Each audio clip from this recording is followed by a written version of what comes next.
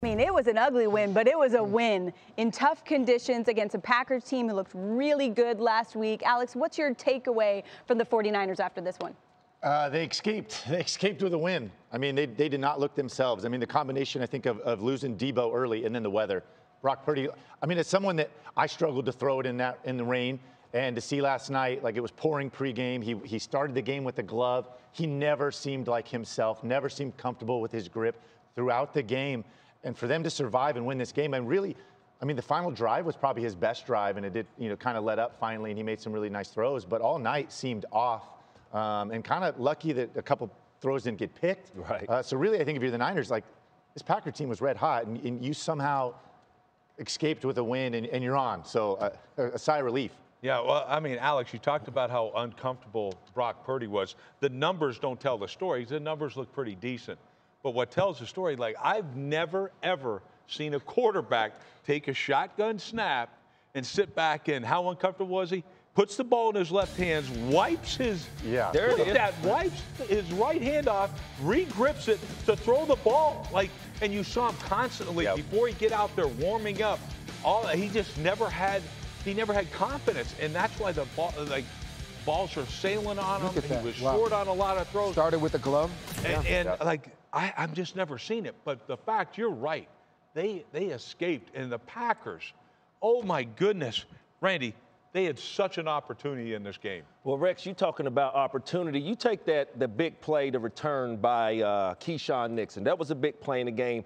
But let's go to the second half of the Green Bay Packers being the youngest team in the National Football League. You hear us talk about situational football, so that failed them in the second half. You seen what Jordan Love did his last play with the interception. But I want to talk about the missed opportunities. You hear us say up here, tips and overthrows. Gotta get those. Well, the Green Bay Packers had some opportunities, and Keyshawn Nixon was one. One thing that I tell these young, let's say, secondary ball catchers out there, when it is raining, I say it time and time again, use what the Lord blessed you with. That is these hands. Take the rubber off. They don't really make leathers anymore. So the second half opportunities that was missed by the Green Bay Packers showed, and their youth showed also.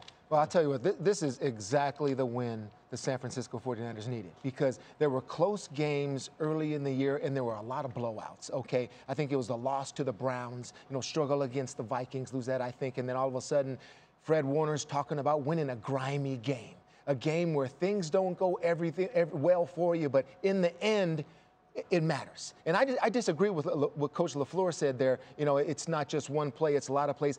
This time of year, it's one play. Right. It's one, and it's late in the game. And late in the game, no matter how Brock Purdy almost threw the interception to Savage early, right? I mean, Nixon almost had one also. He was terrible up until when he had to do it. Yep. All right? And then all of a sudden, there's the throw to Ayuk. There's a throw to Conley. Yep. Conley over on the 7 route. He runs and scrambles and then gives it to Christian McCaffrey.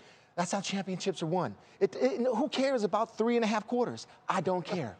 I don't care. The Niners came through when they had to come through, and that's what championship teams do. And Jordan Love had his chance. Yeah. He had 2 timeouts, right, Coach? Yeah. 2 timeouts, and he First and threw 10. it like First down. Yep. Yeah, and it was first down. And that's the thing that killed me, because you mentioned Brock Purdy was at his best in the most critical situations. When he had to be, of it. yes. Jordan Love has been absolutely outstanding. Yes, he has. All right, the last 10 weeks of the season.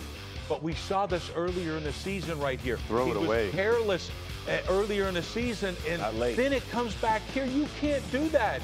All you need is 20 yards to get in field goal position. Like you got to learn from this. Yeah, I know it's a young football team, but Jordan Love, you got to be at your best in the biggest moments. And look, there's no reason to think he won't, because I've never seen a quarterback make the improvements that this young man did during the course of the season. But this is one he's got to learn from. Real quick, final thoughts for me. You heard Brock Purdy talking about getting to an NFC championship for a second year in a row.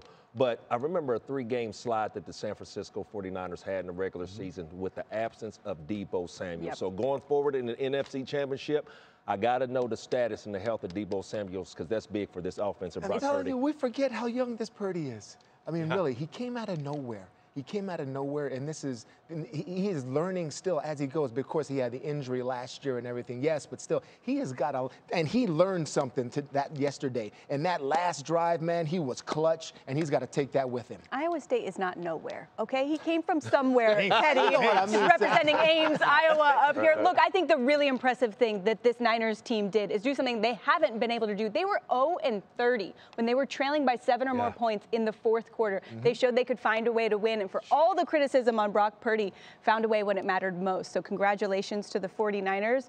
I think, you know, Randy, you just asked about Deebo Samuel's status. I think we have that from Adam Schefter. What can you tell us, Adam? Of course we do. Well, Sam, Randy asked, we tried to provide, and essentially after the game, Deebo Samuel told some people in the 49ers locker room that he was going to be, quote, unquote, okay.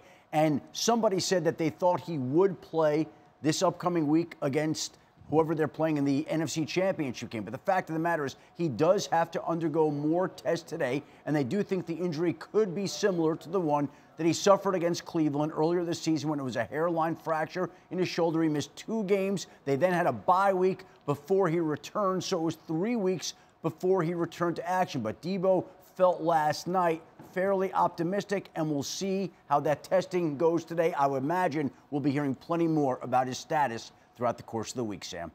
So what he's saying, Randy, is he'll keep you posted, okay?